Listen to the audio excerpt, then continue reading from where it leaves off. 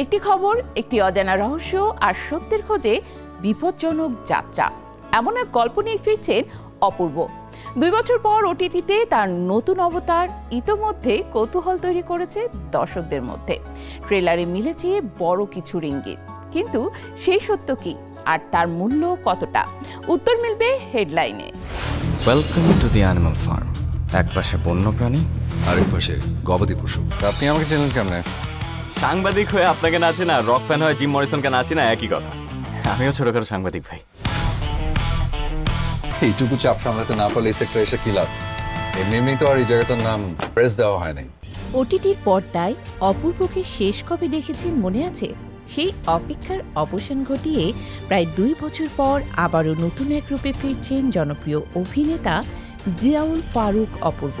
তবে এবার তিনি পুলিশ নন, প্রেমিকও নন, তিনি একজন অনুসন্ধানী সাংবাদিক, যার সামনে একের পর এক চ্যালেঞ্জ, রহস্য আর কঠিন বাস্তবতা।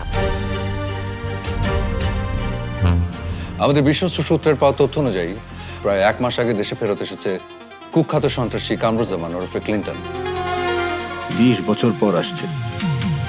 20 না, 21 বছর পর। চাকরি করে না মানে কি জার্নালিজম ছেড়ে দিছে নাকি? এমন কাউকে লাগবে যে ফাইন্যান্সিয়াল ফ্রড নিয়ে রিপোর্টিং করে। আপনি আসলে আমাকে পার্টনার বানাবেন ভাই? চিড়িয়াখানায় কেউ একা বেড়াতে যায়? এই ছবি, আমার আগের সব এভিডেন্স আর তোর রিসার্চ সব মিলায় ব্রেকিং একটা নিউজ হবে। এটা কই ছাপাবেন? তুই ছাপবি। সালহি সোবহান অনিম পরিচালিত ওয়েব সিরিজ হেডলাইনে সাংবাদিক জহির চরিত্রে অভিনয় করেছেন অপূর্ব। সম্প্রতি প্রকাশিত ট্রেলারে মিলেছে গল্পের নানা ইঙ্গিত। সেখানে দেখা যায় সত্য অনুসন্ধানের পথে একজন সাংবাদিককে কতটা ঝুঁকি, চাপ এবং ব্যক্তিগত সংকটের মধ্য দিয়ে যেতে হয়। একই সঙ্গে ক্ষমতার আড়ালে লুকিয়ে থাকা অনিয়ম, দুর্নীতি এবং সমাজের নানা অন্ধকার দিকও উঠে আসবে সিরিজটিতে। নিজের চরিত্র নিয়ে অপূর্ব বলেন, জহির শুধু একজন সাংবাদিক নয়, সে একজন মানুষও। গল্পের বিভিন্ন পর্যায়ে তাকে ভিন্ন ভিন্ন পরিস্থিতিতে দেখা যাবে, কখনো আবেগপ্রবণ, কখনো কঠিন বাস্তবতার মুখোমুখি। একজন অভিনেতা হিসেবে এমন বহুস্তরীয় চরিত্রে কাজ করার সুযোগ তাকে ভীষণভাবে আকৃষ্ট করেছে।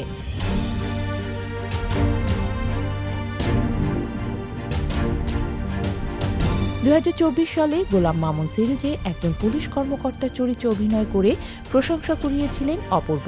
এরপর দীর্ঘ সময় তাকে ওটিটির কোনো নতুন প্রজেক্টে দেখা যায়নি, তাই হেডলাইন ঘিরে দর্শকদের আগ্রহ বেশ তুঙ্গে।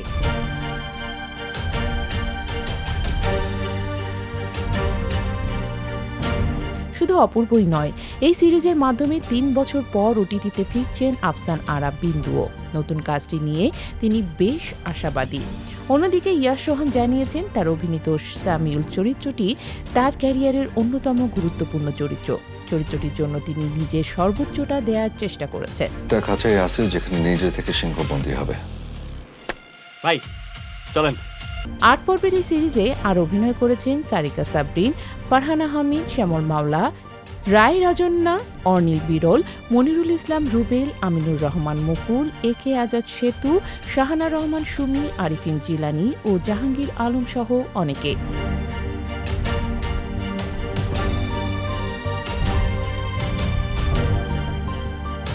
সাংবাদিকতার রোমাঞ্চ, ব্যক্তিগত সম্পর্কে টানাপোড়েন এবং সত্য খোঁজার এক কঠিন যাত্রায় গল্প নিয়ে তৈরি হয়েছে হেডলাইন। এখন দেখার বিষয়, জহির হয়ে অপূর্ব দর্শকদের কতটা নতুন অভিজ্ঞতা উপহার দিতে পারে। আগামী 25শে জুন হইচই মুক্তি পাচ্ছে বহুল আলোচিত এই সিরিজ। ডেইলি নিউজপেপারের ফ্রন্ট পেজ যাত্রাতে চেঞ্জ হয়ে যায় কিভাবে? এটা বিজনেস সামিউল।